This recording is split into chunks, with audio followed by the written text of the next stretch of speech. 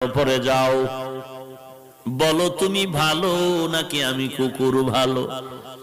বড় পীর চিন্তায় পড়ে গেলেন, যদি বলি কুকুর তুই ভালো আমি খারাপ, আল্লাহর কোরআনের আয়াতের উল্টা হবে, কারণ বনি আদম হলো শ্রেষ্ঠ। যদি বলি তুই খারাপ আমি ভালো, তো অহংকারী আসিয়া যাবে। আর যদি বলি আমি খারাপ তুই ভালো, তো কোরআনের আয়াতের উল্টা হয়ে যাবে। এখন আমি খারাপও বলতে পারি না, ভালো বলতে পারি না। ভালো বললে আমি নিজে ভালো বললে অহংকারী হবে, আমি নিজে খারাপ বললে তুই কুকুর ভালো বললে কোরআনের আয়াতের উল্টা হবে। আল্লাহর ওলি বান্দা মুরাকাবায় ঢুকলেন, আল্লাহ জবাব দিয়া দিলেন। এই জবাব পাইয়া ডাক দিয়া কয়, কুকুর কবরে যাওয়ার আগে আমি তোকে বলতে পারবো না আমি ভালো নাকি আমি খারাপ, কারণ আমাকে সবাই বড় পীর বলে ডাক দেয়, কিন্তু মরণের পরে আমার সামনে কিছু যাবে না। আমার 3টা পাতলা কাপড় আমার আসল বিছানা হবে। ওই অন্ধকার কবর 3.5 হাত মাটির ঘর হবে। ওই কবরে যাওয়ার পরে সাথী নাই, বাতি নাই। আল্লাহ পাকের 2 জন ফেরেশতা প্রশ্ন করার জন্য আসবে। আসার পরে 1 নাম্বার প্রশ্ন, রবের পরিচয় দাও। 2 নাম্বার প্রশ্ন হবে তুমি ধর্মের পরিচয় দাও। 3 নাম্বার প্রশ্ন হবে তুমি রহমাতুল লিল আলামিনের পরিচয় দাও।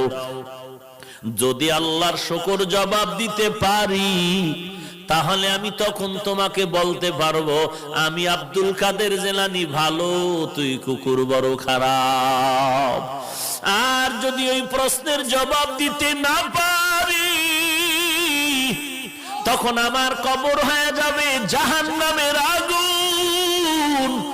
1টা নয়, 2টা নয়, 70 থেকে 99টা সাপ কবর ভরে যাবে। 2 পার্শ্বের মাটির চাপ।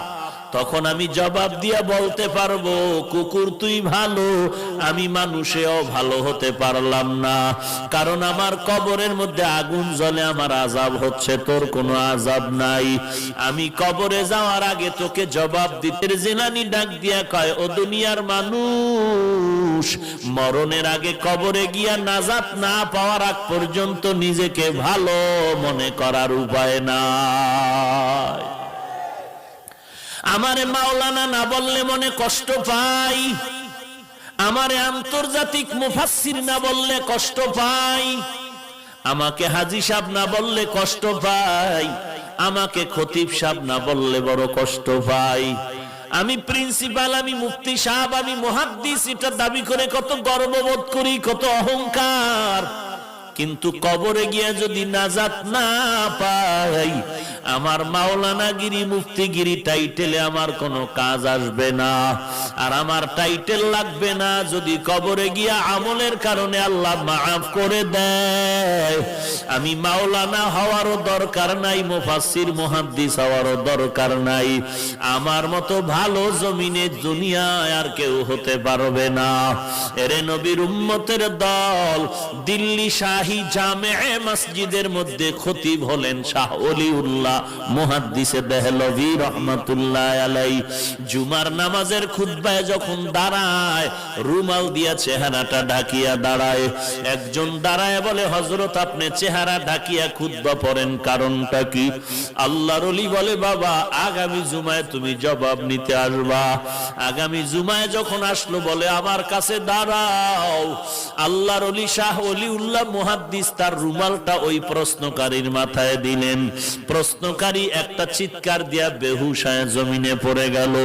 হুশে আসার পরে বলে, বাবা রুমালটা মাথায় দেওয়ার কারণে তুমি চিৎকার দিলা কেন?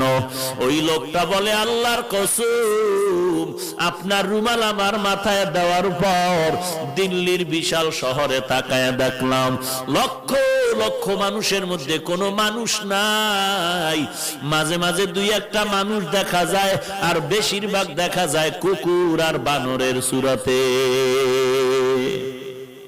গর্ব সুরত আদমি সাবুদে আহমদ বু জাহলো হামেক সাবুদে আদমিরা আদমিয়ত লাজিমাস আউদেরা গরবুনা বাশুদ হি জামাস। গোটা দুনিয়া